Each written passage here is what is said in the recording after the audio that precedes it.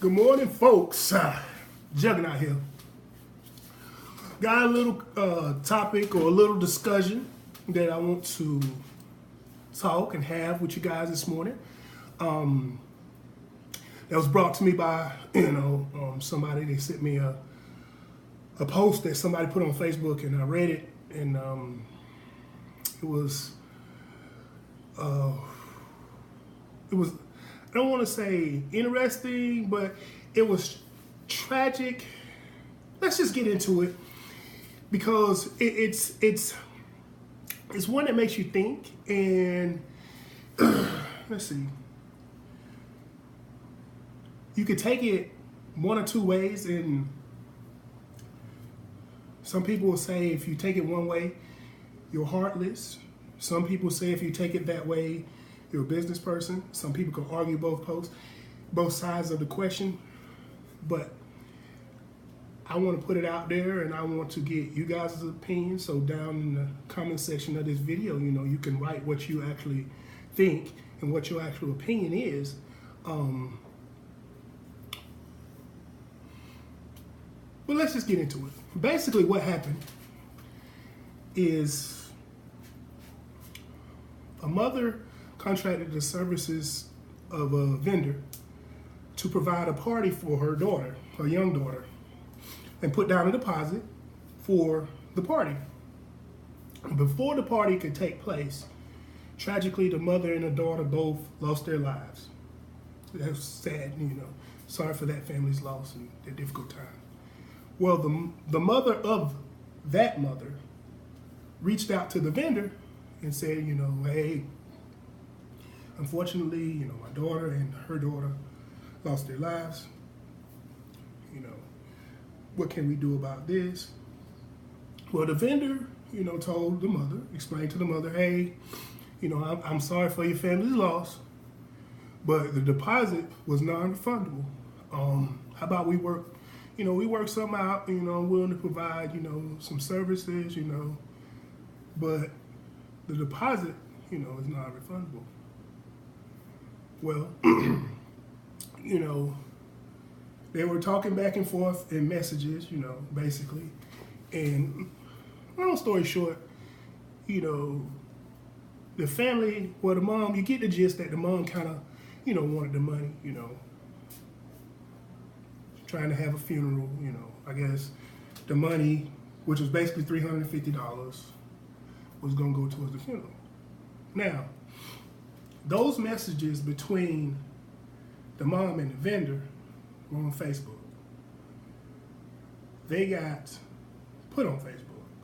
And of course, everybody becomes a lawyer, everybody has an opinion, and everybody's opinion becomes harsher than the actual people involved opinion. So you get a lot of people saying, sue her, she ain't got no heart, she should do this, she should do that. What's your guys' take on it? What do you think? Write it down in the comments. Now, a lot of people on those posts were saying, well, she should give her money back and this, that. Now, before we go further, now I don't want to make this a racial thing, but I don't mind being a little controversial. The family's black and the business is a black business. So, of course, you got people saying, that's why I don't support black businesses, and that's why I don't do this, and that's why I don't do that. That's why you don't deal with black people, and this, that, and other, because they don't want to give money back, and this, that, and other. Now, people, like I say, people turn into lawyers. Oh, she has to give the money back, take her to court. Now, we jump into things and make statements, and we don't know all the details. Now, there are certain circumstances, of course, where your non-refundable contract becomes a refundable deal. And then there are a lot of cases where it's not. There could be stipulations in there where people don't realize what a deposit is given for in a lot of cases. In most cases, the deposit is given because if you're a successful business, you're holding a spot. So, you give a deposit because you're holding a spot. You're going to lose a spot. So is it fair for that business to lose money? I mean, yes, it's tragic that that family had a loss, but does that business supposed to have a loss because the family have a loss? It comes a point when does your emergency constitute an emergency on my part? And a lot of people, I mean, not a lot, but a few people were on the business side too. And their response was, does utility places, car places, you just pay a car note and that happened, can you call them and get the payment back? People ask that type of stuff. People were saying, well, she's heartless and her business should go down in flames. Well, at the end of the day, she is running a business. And then people were saying, well, if it was my business, I would give her the money back, plus I would give this to help go for that. Well, it's easy to say if you're not running a business. And also, even though you're not running a business, are you still donating to the family right now? What are you doing right now? And also, we still have a responsibility to ourselves to be prepared for tragedies ourselves. So my question is also, when did GoFundMe become life insurance? When did that happen? All of a sudden, GoFundMe is now the new life insurance.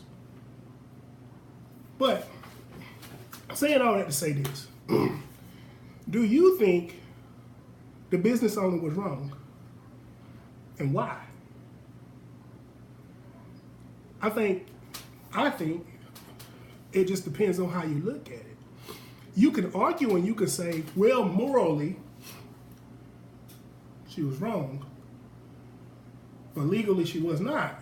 Because at the end of the day, she got a mouth to feed too.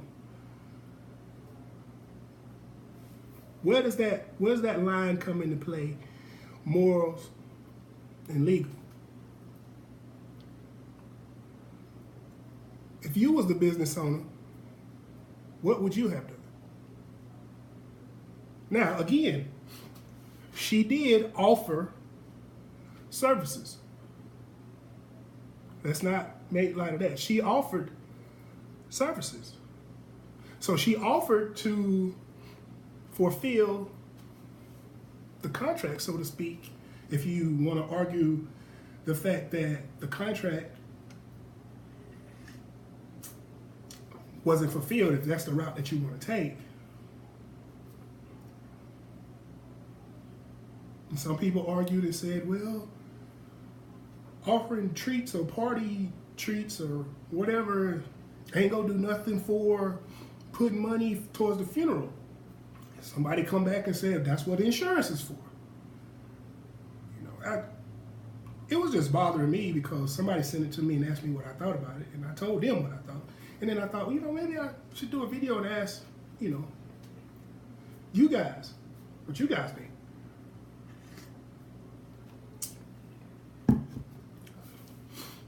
Personally, what I think, and I look at things strictly for it is what it is, and it is what it is. I think she had no obligation to give the money back. I think that she's running a business. In order for her business to be successful, it has to make money. And it don't make money and be successful by giving money away. That's personally what I think. And I'm not arguing it from a moral standpoint. I'm arguing it from a business and a legal standpoint. And I think that's where we go wrong in a lot of places. We have to put aside our personal feelings and look at it from just that. Because when you start mixing the two, you get a lot of screwed up things that come out of that. And then we sit back saying, how did that happen? Wait, where did that come from? Because when you start putting morals in, and I'm not saying morals is a bad thing, because I'm not saying that, because now they say, oh, he's a heathen. That's not what I'm saying. What I'm saying is people mix what morals really are. Because what my morals are and what your morals are could be two different things. We look at people in other countries that got different morals. And we say, oh my God, they're savages. And they look at us and say, savages over there. But they have morals, same title. And we over here, we have morals, same title. So, in essence, what we do is we say morals are feelings. So you guys see 1,000 times or 1,000,000 times what happens when feelings come into the law. That's our court system. And more so, feelings in our court system is why our court system is screwed up. And not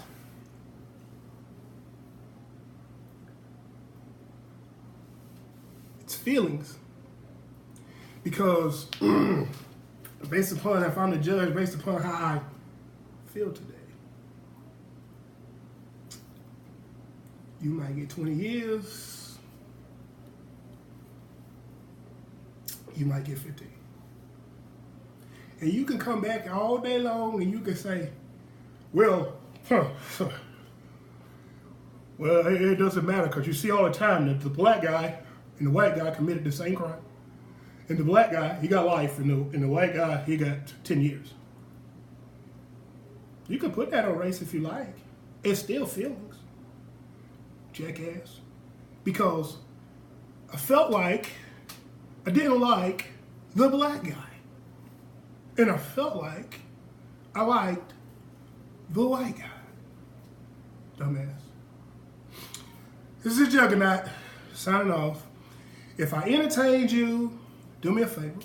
Like, share, subscribe. Write a comment. Have a good day.